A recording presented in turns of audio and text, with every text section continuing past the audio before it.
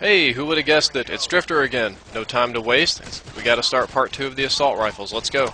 First up today we have the TAR-21. The TAR-21 has one of the highest damage outputs of any weapon in the game. It does 40 to 30 damage over a decent range and shoots at 750 RPM. This weapon has a unique red dot sight that pretty much everybody hates. It's probably best to use the already good iron sights on this weapon, and it's really good close range. When you put the silencer on it, it reduces the muzzle flash and makes the sights even more effective. It also has a good reload and ADS time. The weapon's only weakness is that it has a pretty hefty amount of recoil over distance. So at close range you can spray and it won't matter very much. Medium range you can also probably spray. But at a distance you're going to need to shoot nice little short controlled bursts to hit anything.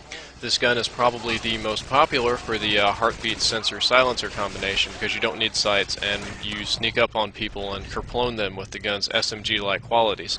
However, I prefer it with Sleight of Hand Pro so I can just shoot people really quick.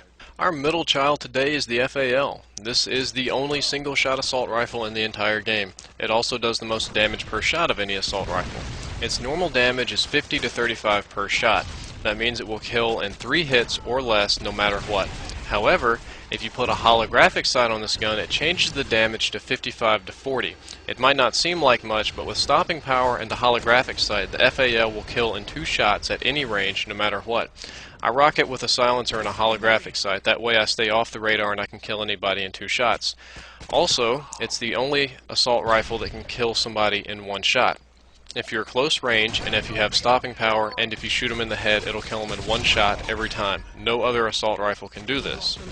Aside from this, the gun has very low recoil, and the maximum RPM, or as I like to call it, the maximum mod speed, is 12,000 RPM. It's quick to reload, aim, and sprint with, and it's really nasty if you put an ACOG in it in hardcore because you only need 1 shot to kill again. However, having semi-automatic only is a major drawback. At close ranges, you just can't even attempt to compete with an automatic rifle. It just won't work like that.